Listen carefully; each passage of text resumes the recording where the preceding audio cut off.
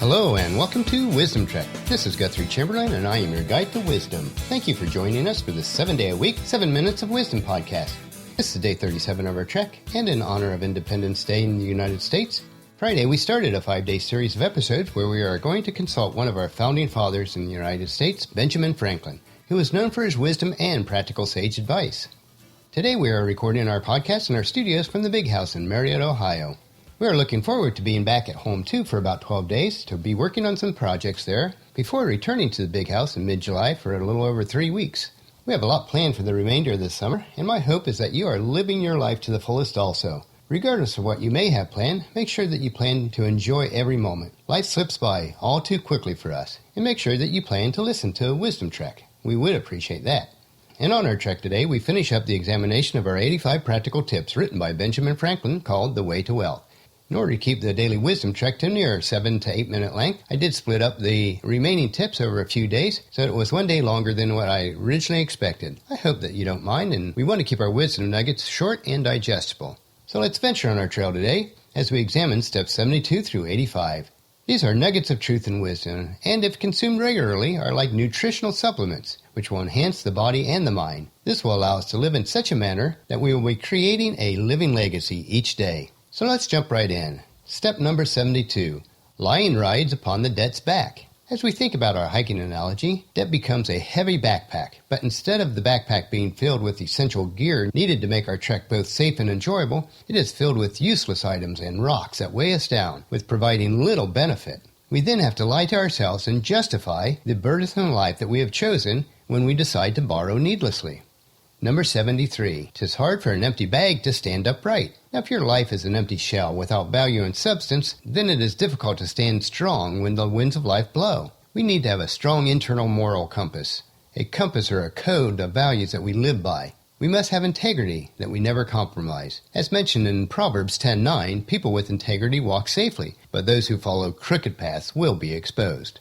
Number 74. Creditors have better memories than debtors. If you borrow money, never lie to yourself that you won't have to pay it back or that the loan somehow will be mysteriously forgiven. Although we may conveniently forget, those that loan us money will not. Number 75. The borrower is a slave to the lender, the debtor to the creditor. Noel Ben took this one straight from the Bible. Anytime you put yourself into subjection of another person or organization, for any purpose, you volunteer to become their slave or their bondservant. To my knowledge, no one can ever force you to borrow money. You may feel that you have no choice, but that is one of the lies that we tell ourselves. We may choose to borrow, or we can choose to radically change our lives to a new paradigm and not borrow money. Proverbs 22:7 says, "Just as the rich rule over the poor, so the borrower is a servant to the lender." And this is so true. Number 76. Disdain the chain, preserve your freedom, and maintain your independency. Be industrious and free, be frugal and free.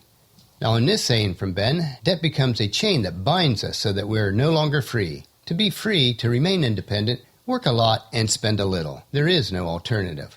Number 77. Poverty often deprives a man of all spirit and virtue.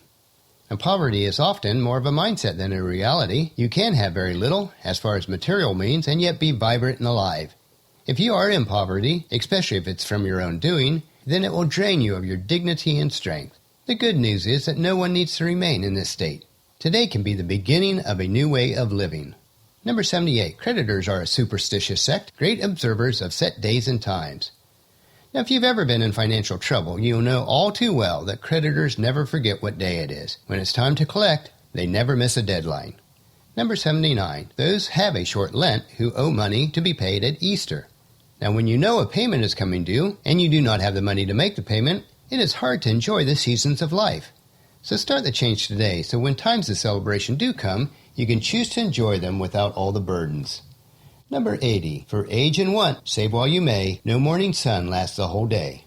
Now, one principle that is lost on many in today's society in both business and personal life is neither the good times nor the bad will last forever. If you do have a prosperous season in life, save back some of that gain, because difficult times will come and you will need that reserve. Life is like the seasons of the year. It will go through cycles, so make sure that you're prepared. Number 81. Gain may be temporary and uncertain, but ever while you live, expense is constant and certain. This ties back to number 80, but you will have times of plenty and of want. Prepare during the times of plenty so that you can survive the times of want. Then you can rest with ease, knowing that you will survive without too much difficulty. Number 82. 'Tis easier to build 2 chimneys than to keep one in fuel. Building something has a start and an end date, and usually a fixed cost.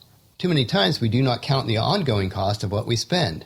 I have seen many a person buy a house because they could afford the payment, but as soon as ongoing maintenance starts, then they can no longer afford to maintain it. They become slave to what they purchased. Number 83. Rather go to bed supperless than rise in debt. We need to be willing to sacrifice today so that we can have a better and more solid tomorrow. Easy credit has tainted our knowledge into thinking that we need to have everything now. Don't fall into that trap. Number 84. Get what you can, and what you get hold. 'Tis the stone that will turn all the lead into gold. Now this saying is in reference to the alchemists in the Middle Ages that used to think there was some kind of stone that could turn lead into gold. It was the imaginary philosopher's stone. But for practical application, it means work hard today accumulating the stones in life which are of little value, and then hold on to those stones over a long period of time. Even the smallest amount saved will start the accumulation of wealth slowly. With time, the stones that you have worked so hard to collect will end up being your gold. And our final one of Ben's sayings is number 85. Money has never made man happy, nor will it. There is nothing in its nature to produce happiness. The more of it one has, the more you want. Now our happiness and satisfaction in life will never come from money, nor the things that money can buy. That is why it is not wise to go into debt to purchase stuff. Money in itself is not the problem, it is our focus on money. Money gives us choices. Money allows us to have a greater impact on our world for good. But borrowed money provides neither, as illustrated in 1 Timothy 6:10. For the love of money is the root of all kinds of evil. And some people craving money have wandered off from the true faith and pierced themselves with many sorrow. Hope you enjoyed the last few days of our sayings as we covered The Way of Wealth by Benjamin Franklin. And that'll finish our podcast for today, and if you missed any of the previous episodes in this series, please go back and check them, or if you missed any episodes at all from Wisdom Trek, they're available on iTunes, Stitcher, or at wisdom-trek.com. Tomorrow we'll start a 2-day series about how to discover the secret sauce of success. And I have to tell you, that sauce is not found at McDonald's or Burger King. So please check in our camp tomorrow for another day of Wisdom Trek, creating a legacy. And if you enjoy these daily doses of wisdom, I encourage each of you to help us out in the following 4 ways. Please leave us feedback on the podcast at wisdom-trek.com. I'd appreciate that. Number 2, if you've not done so already, please subscribe at iTunes or Stitcher so that Wisdom Trek will be downloaded to you automatically each day.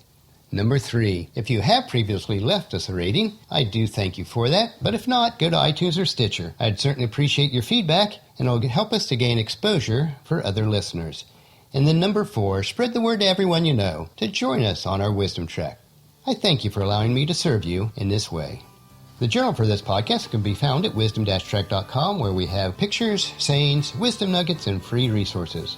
As we take this trek together, let us always live abundantly or fully, love unconditionally, listen intentionally, learn continuously, lend to others generously, lead with integrity, leave a living legacy each day.